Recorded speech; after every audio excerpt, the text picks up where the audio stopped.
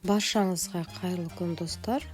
Мен бүгін сіздермен өте керемет болып шығатын үй жағдайында жасалатын брынзаның рецептіменен бөлісетін боламын. Осындай керемет болып шығады.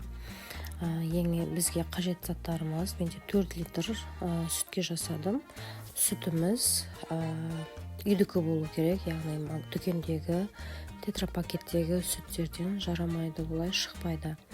Сүтімізді 4 литр сүтімізді газымызге қоямыз. Жаңада мен көрсеткен сондай арнайы, осындай брынзаға арналған сондай дрожжи болады. Соны кішкене суға ертіп алатын боламыз. Кішкене керегінше салып, суға салып ертіп аламыз. Бұл аралықта біздің сүтіміз отта тұр, яғни кішкене жылытып алуымыз керек. Сүтімізді сиырдан сауып келгендегі кездегідей жылы болу қажет, ысып кеткен жарамайды. Неге ерітіп дайындап алдық ашытқымызды. Енді біздің сүтіміз қолымызбен тексеріп көрсек те болады. Неге жылы болу керек. Отымыздың астын басып өшіреміз, және де ашытқымызды құямыз. Барлығын біркелкі етіп араластырып жібереміз, және де бір 20 минутқа қалдырамыз. Сол кезде сүтіміз өзі ұйып дайын болатын болады. Достар, видеомды соңына дейін қарап, каналымның дамуына өз үлестеріңізді қосып, комментарийға пікір қалдырсаңыздар да болады. Менің каналымнан өздеріңізге қажет деген барша видеоларды таба алатын боласыздар. Неге мен қозғалтып көрсеттім, сүтіміз ұйыған, және біраз тұру керек. Осылай ұйып шыққан кезінде, осылай төртбұрыштылап етіп, үлкен етіп, осылай кесіп шығамыз. Сол кезде өзінің суынан ажырап, түрі де мәлім болады. Неге қою 20-25 минут аралығында осындай қою қоймалжың зат дайын болады. Енді бізде ыдысымызға құятын боламыз. Менде осындай дұршлаг, яғни барлық жерінен ағып кететін болу керек, немесе астынан ақса да қолдан жасап алсаңыздар да болады. Енді менде көптеу болған үшін осындай арнап қойған орамалымды салдым, яғни соның үстінен осы затымызды құйып шығатын боламыз. Барлығын құйып шығамыз, өзінің суы бөлініп, көк суменен ажырайтын болады.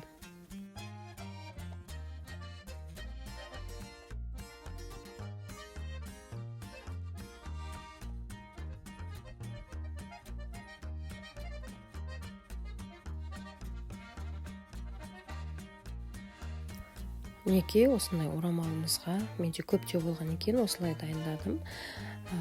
Астынан осындай су ағады. Егер де астына тиіп тұратын болса, ол суын төгіп жіберулеріңіз керек, астына тиіп тұрмасын. Орап осылай біраз қолымызбен суын ағызсақ та болады. Тез ағып кетеді, суы көп тұрмайды. Енді міне өзімізге қажет марлямызға орап, осындай көлемде болды. Оның үстінен ауыр затымызды қойып, бір 2 сағаттай қалдыратын боламыз. Сол кезде қатты өзінің формасын ұстап шығатын болады. Неге 2 сағат өтті, менде осындай дайын болды. Егерде бір формаға салып жасайтын болсаңыздар да, формасы да келісіп әдемі шығатын болады. Менде үй жағдайында осылай жасалды. Кесіп көрсетемін, өте керемет. Таңғы асқа берсеңіздер де, немесе салат жасағанда қосып берсеңіздер де өте керемет болады. Дәмі тамаша болып шыққан. Жасап көрсеңіздер болады. Міндетті түрде кеңес беремін. Енді осылай керегінше кесіп аламыз, немесе мен осылай үлкен етіп кесіп көрсетіп жатырмын. Төртбұрыштылап, немесе бұдан да үлкен етіп бөліктерге бөліп, тұз суға салып дайындайтын боламыз. Кейбіреулерге осылай ұнауы да мүмкін. Бізге тұздысы ұнайды, сол себепті осылай бөліп аламыз барлығында. Неге үлкен, немесе солай қалдырсаңыздар да болады. Менде осылай бөлген жөн көрдім.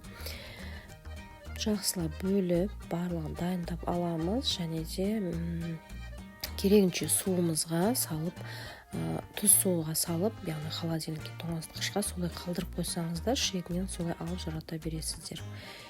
Мінекей суымызға, аздаған суымызға 1,5 қасық мен салдым. Бір қасық, ас қасықты салсаңыздар да жақсы. Тұзымызды ерітіп, жақсылап араластырып аламыз, және де жаңағы дайын болған брынзаларымызды саламыз. Осы күйінде, суда тұрған күйінше тоңазытқышқа қойсаңыздар болады. Яғни осылай сақталады, және де тұзы сіңіп, тұзды болып шығатын болады. Дәмі өте керемет болып шықты. Міндетті түрде жасап көріңіздер.